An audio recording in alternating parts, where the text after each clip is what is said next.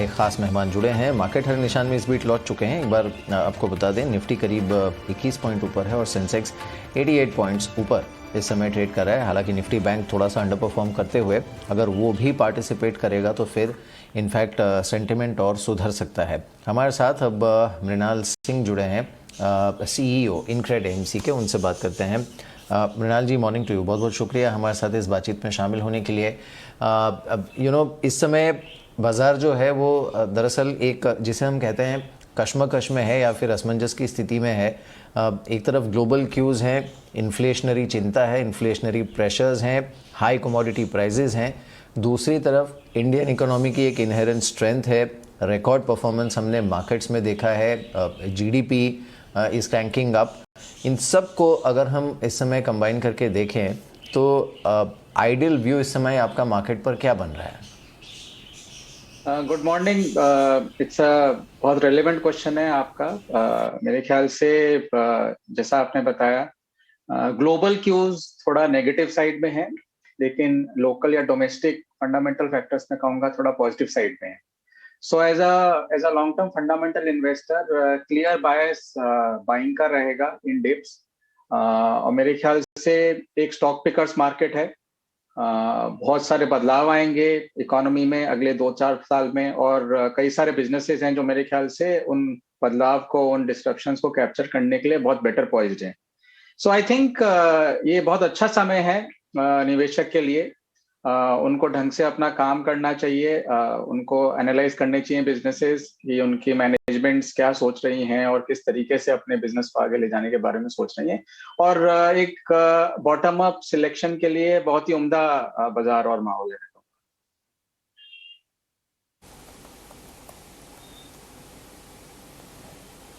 Right. Mrinal, good morning. Ajay है। मृणाल, हम अपने क्वार्टरली रिजल्ट सीजन से भी एकदम स्टार्ट होने वाला है। बाजार बहुत कीनली देख रहा है कि मोमेंटम बरकरार रहेगा जो लास्ट कुछ क्वार्टर से चल रहा है। आपका इस अर्निंग सीजन से क्या एक्सपेक्टेशन है? Areas where you expect healthy earnings, या कौन से ऐसे एरियाज हैं जहां पे आप मैनेजमेंट कमेंट्री को ध्यान से सुनना चाहते हैं, जो आपको लगता है आगे चल के अच्छे एरियाज बन सकते हैं? Good morning Ajay. Earning season is almost there. So कुछ सेक्टर्स हैं जहां एक्सपेक्टेशन है कि अर्निंग्स काफी अच्छा करेंगे। खास तौर से अगर हम मैन्युफैक्चरिंग एक्सपोर्ट देखें या सर्विसेज एक्सपोर्ट देखें तो वो डेटा ऑलरेडी अच्छा दिख रहा है। सो मेरे ख्याल से IT might continue to do well, और कैपिटल गुड्स एक्सपोर्ट्स का भी अच्छा डेटा रिजल्ट्स में दिख सकता है।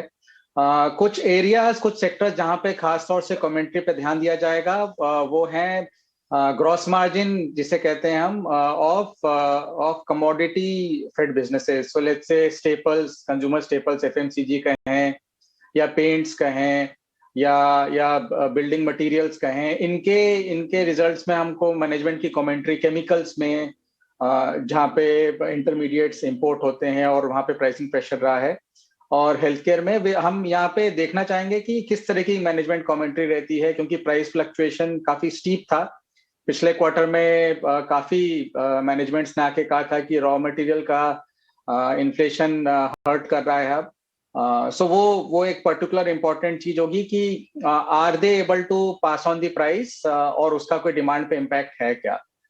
सो ये एक पर्टिकुलरली इंपॉर्टेंट चीज होगी। और कमेंट्री एक और इम्पॉर्टेंट एस्पेक्ट होगी, क्योंकि ऑलमोस्ट थर्ड वेव में, हम ओमिक्रॉन वाले थर्ड वेव में हैं, तो उसका इम्पैक्ट सेल्स पे, डिफरेंट बिजनेसेस पे किस तरह का पड़ रहा है। पर्टिकुलरली कॉन्टैक्ट इंटेंसिव बिजनेसेस को मेरे ख्याल से थोड़ा दिक्कत होगी। सो वो कमेंट्री भी देखने लायक होगी, जैसे कि एंटरटेनमेंट या लीजर बिजनेस में या होटल्स बिजनेस में। सो वो भी एक कीन कमेंट्री होगी जो हमें, या ट्रैवल बिजनेस में जो हम वॉच आउट करेंगे।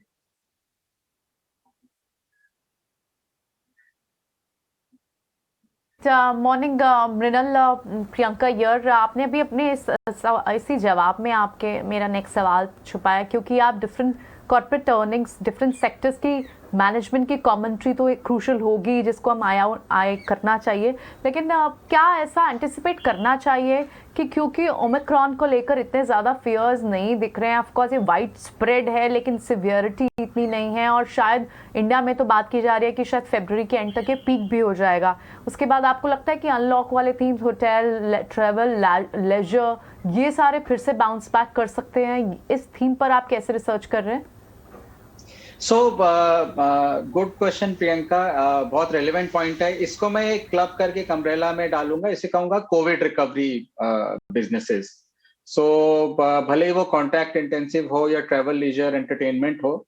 सो आपका कहना सही है कि ओमिक्रॉन का इम्पैक्ट ऑल्दो अभी इतना सिवियर नहीं लग रहा है, so and hopefully things will recover. Even delta से भी थिंग्स रिकवर करी थी, जबकि डेल्टा का सिवियरिटी बहुत ज्यादा थी compared to Omicron, at least the way for a non-expert on the medical side जैसा हमें दिख रहा है। So आप बिल्कुल सही कह रहे हैं कि अगर इंटरेस्टिंग प्राइजेस मिलेंगे उन जोन्स में तो मेरे ख्याल से फंडामेंटल इन्वेस्टर्स, निवेशक उसके लिए उन पे निवेश करने का ऑब्वियसली एक पॉजिटिव आउटलुक रखेंगे। हमारे पास भी वो कुछ ऐसे बिजनेसेस हैं, और अगर हमें इंटरेस्टिंग प्राइजेस मिले तो हम उन पे और थोड़ा निवेश करने का इच्छुक हैं।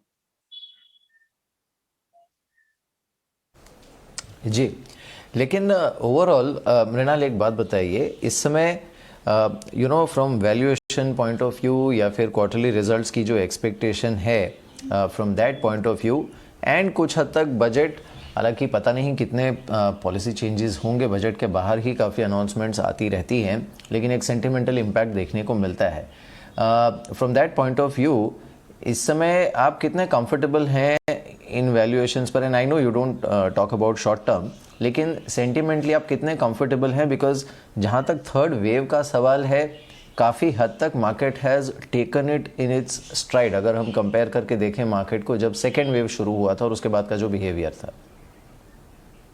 सो ब्रॉडर वैल्यूएशन थोड़ा हायर साइड में है अगर हम इंडेक्स को देखें, बट आपका जो पॉइंट है, देखिए अगला मेरे ख्याल से 2 महीना काफी कैलेंडर पैक्ड है, जैसे इवेंट से। जैसे मैं कहूंगा कि ऑलरेडी इलेक्शन कमीशन ने इलेक्शन डेट्स और शेड्यूल अनाउंस कर दिया है, तो model code of conduct is in place, so अब कोई मेजर पॉलिसी अनाउंसमेंट आ नहीं सकता।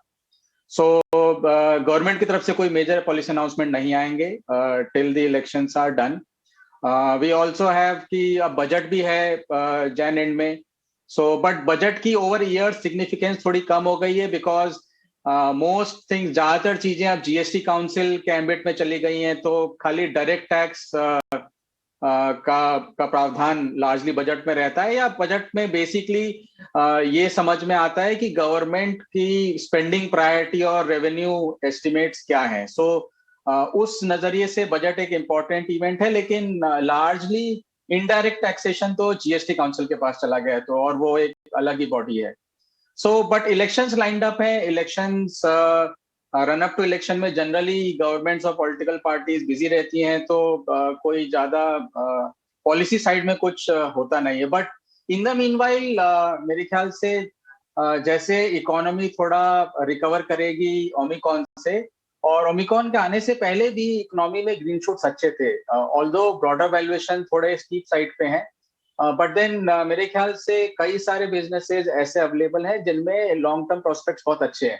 सो जैसा कि मैंने कहा कि एक इल्यूजन क्रिएट करता है इंडेक्स, क्योंकि वो एक वेटेड एवरेज है, उसमें हेवी वेट्स हैं, उसमें स्मॉलर वेट्स हैं, बट इंडेक्स के अलावा भी बहुत बड़ी दुनिया है जो मेरे ख्याल से बहुत ही इंटरेस्टिंग स्पेस है एक इन्वेस्टर के लिए, और वहां पे काफी interesting prices and businesses available हैं अगर कोई निवेशक थोड़ा सा लंबी अवधि के लिए निवेश करने को तैयार है।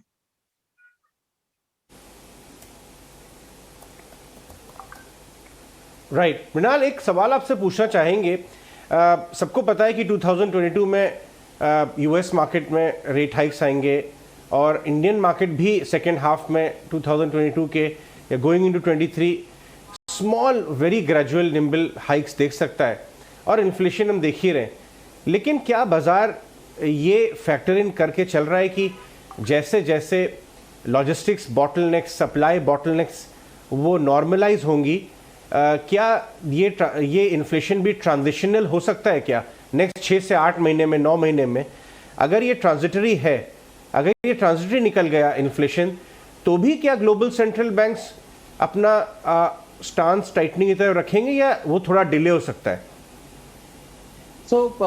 काफी बड़े सवाल हैं ये। मैं अपना लिमिटेड ओपिनियन उन पे देना चाहूंगा। देखिए, इन्फ्लेशन आई थिंक डेटा जो नरेटिव है खास तौर से ग्लोबली सेंट्रल बैंक्स का, ट्रांजिशनरी से थोड़ा सा स्टिकी की तरफ मूव कर गया, ड्रिफ्ट कर गया है।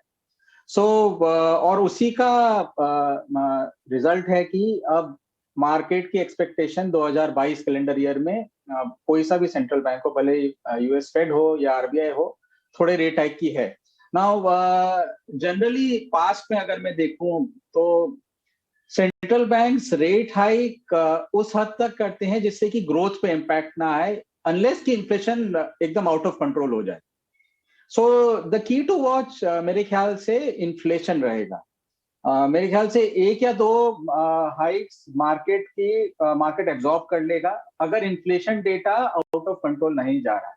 अगर इन्फ्लेशन डेटा थोड़ा सा स्पाइरल करने लगा, so I think market, particularly bond markets and followed by equity markets, थोड़ा सा जिटरी हो जाएंगे।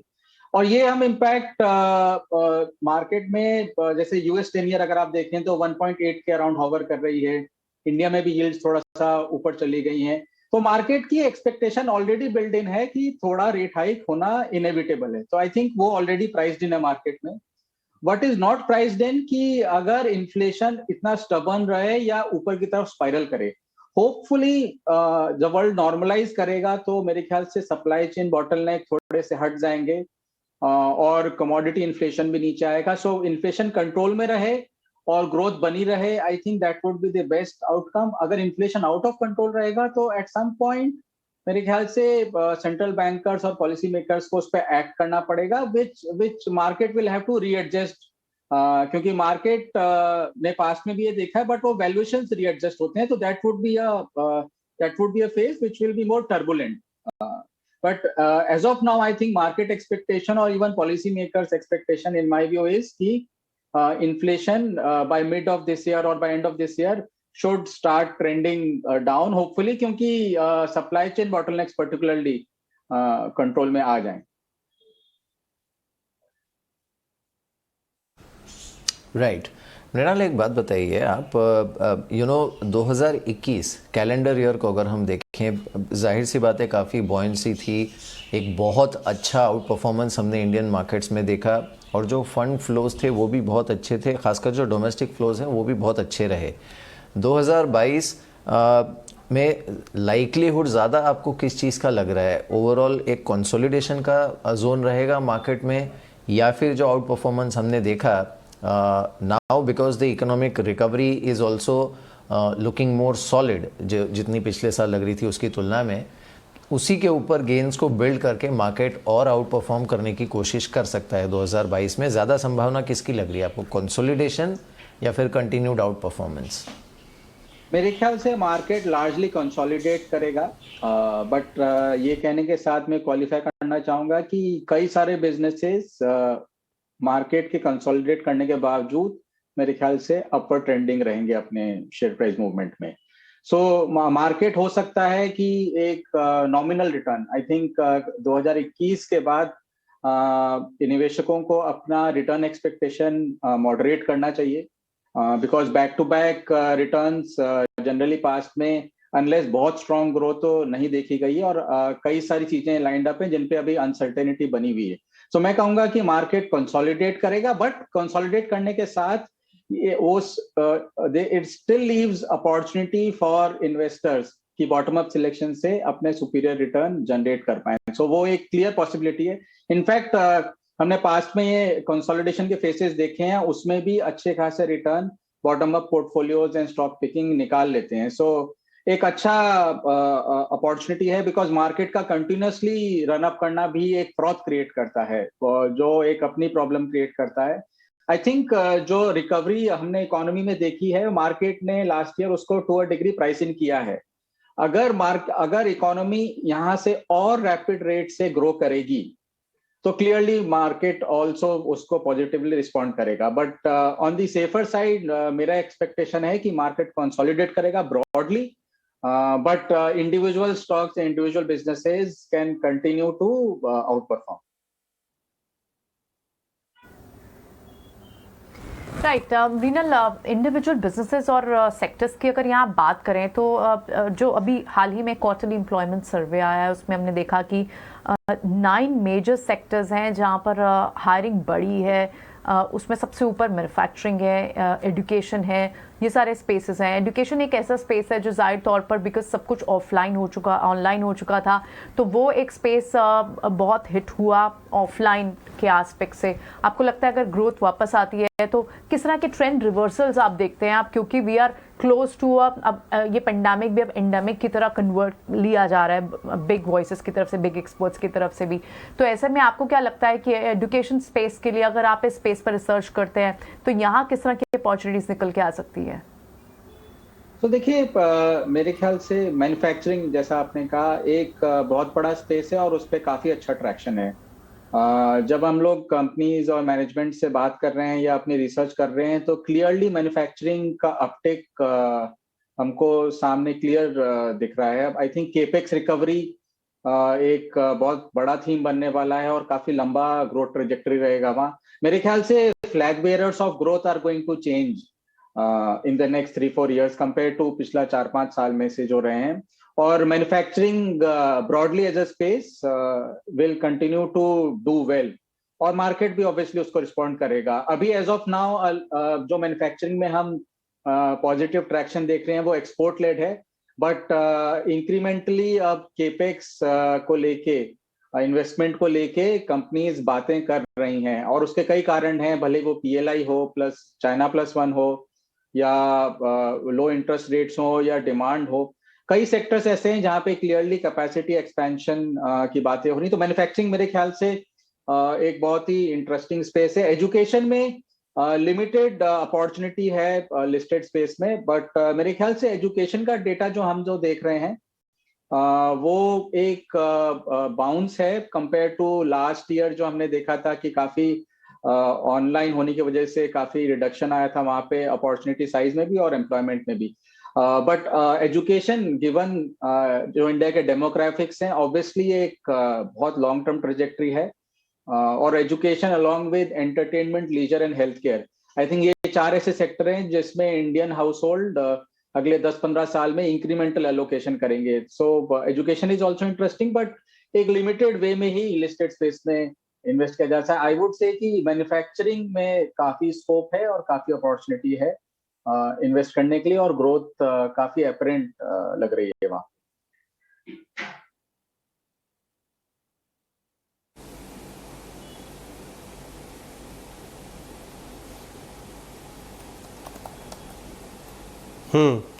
तो ये जो कैपेक्स थीम है जो आप बता रहे हैं स्टार्ट होने वाला है इंडिया में, और हमने काफ़ी कॉर्पोरेट से बात करते हैं हम, टेक्सटाइल्स, ऑटो एंक, सीमेंट, कहीं पे कई जगहों पे हमें ये क्लियर साइन दिख रहा है कि कैपेक्स शुरू हो रहा है, ग्रीन फील्ड, ब्राउन फील्ड। आप इस कैपेक्स थीम को किस तरह से खेल रहे हैं कैपिटल गुड्स एरिया में? और मृणाल ये भी जानना चाहेंगे क्या कुछ ऐसे एरियाज भी हैं, कुछ ऐसी कंपनीज जो सिर्फ डोमेस्टिक कैपेक्स को ही फ्यूल नहीं कर रही हैं बल्कि एक्सपोर्ट अपॉर्चुनिटी भी है उनमें, क्योंकि ग्लोबली एक कैपेक्स हो रहा है और उसको भी फीड ऑन कर रहे हैं? कुछ ऐसे प्लेज या थीम्स आप अपने पोर्टफोलियो में प्ले कर रहे हैं?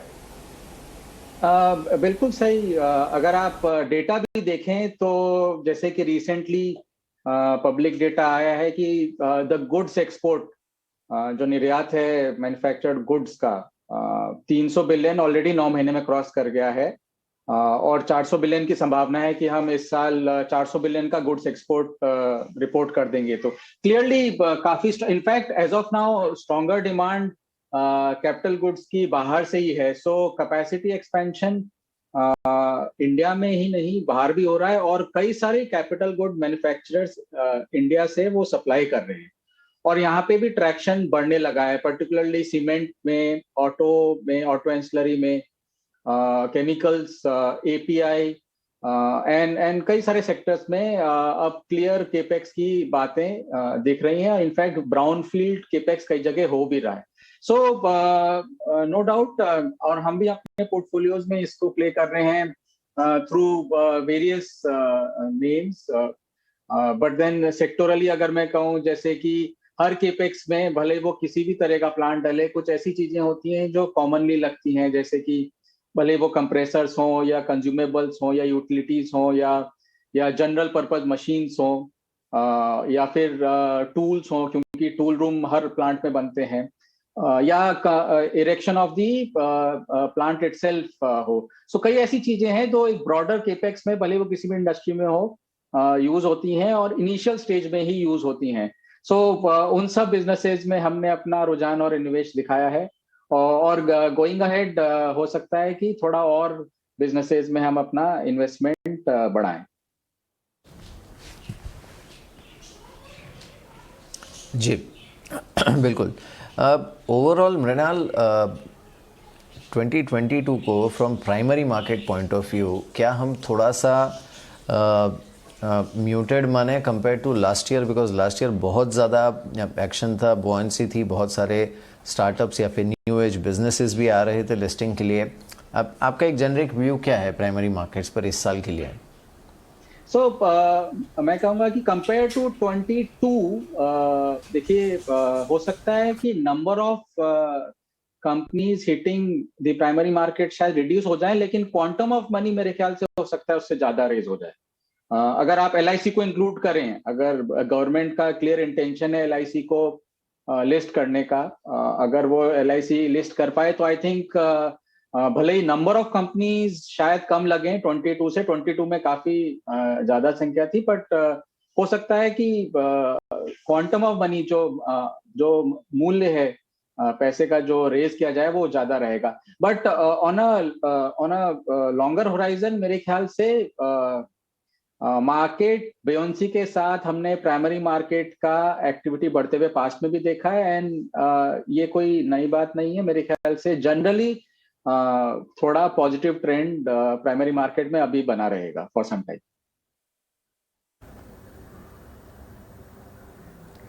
राइट मृणाल, साथ ही जानना चाहेंगे कौन से नए या फिर डिफरेंट थीम्स हैं जिस पर आप स्टडी कर रहे हैं इस वक्त, रिसर्च कर रहे हैं, और हमारे व्यूअर्स को कुछ डायरेक्शन मिल पाए।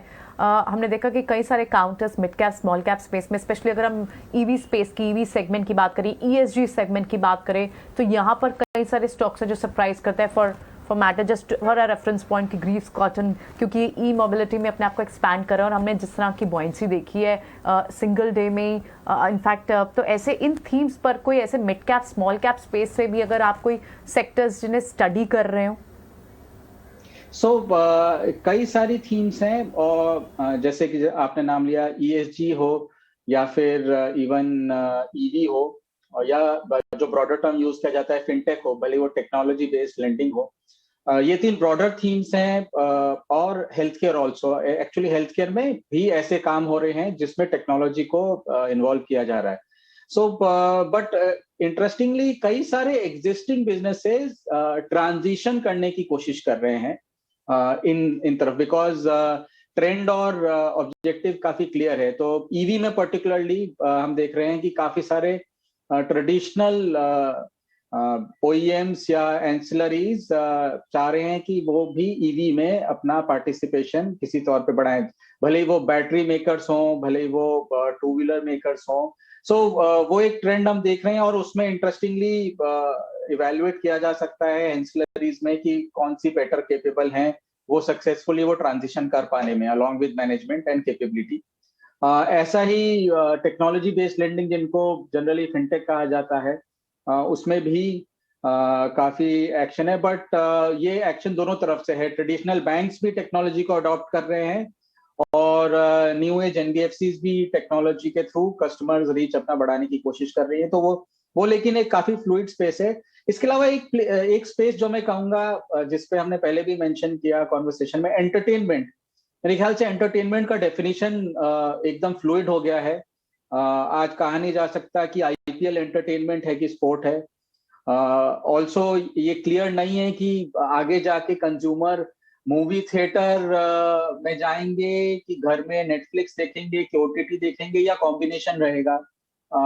नेटफ्लिक्स एंटरटेनमेंट है, और मूवी थिएटर जाना लीजर एंड ट्रैवल है कि क्या है। सो काफी चीजें पर्टिकुलरली एंटरटेनमेंट साइड में बदलाव ले रही हैं। तो ये एक फेज है कि कंज्यूमर बिहेवियर किस तरीके का रहेगा। ऑल्सो ई कॉमर्स मेरे ख्याल से बहुत बड़ा स्पेस है। मेरे ख्याल से आफ्टर अगर ओमिक्रॉन या कोरोना के जाने के बाद भी ई कॉमर्स ने अपने पांव जमा लिए हैं और ई कॉमर्स एक सिग्निफिकेंट पार्ट ऑफ इकोनॉमी रहेगा या कंज्यूमर बिहेवियर रहेगा। तो उसके भी लॉजिस्टिक्स प्लेयर्स या रिवर्स लॉजिस्टिक्स उस तरह के प्लेयर या किस तरीके के सप्लाई चेन है, वहां पे भी इंटरेस्टिंग बिजनेसेस उभर के आ रहे हैं। बेसिकली ये नए कंज्यूमर बिहेवियर्स हैं जो नए तरह के बिजनेस मॉडल्स को ड्राइव कर रहे हैं और अनमेट नीड ऑफ कंज्यूमर्स को मीट करने की कोशिश कर रहे हैं। जैसे कि अगर आप मुझसे पूछें 3-5 साल पहले तक शायद retail model in India itself एक आइट्रेशन ले रहा था, वो थोड़ा स्टेबलाइज हो गया है। लेकिन अभी ई कॉमर्स या डिलीवरी टू होम जैसे भी कहा जाए एक बड़ा मॉडल है। इसके अलावा टेलीकॉम भी इंटरेस्टिंग है लेकिन लार्जली कंसोलिडेटेड है। तो मैं कहूंगा ये broader themes is what is of interest to us.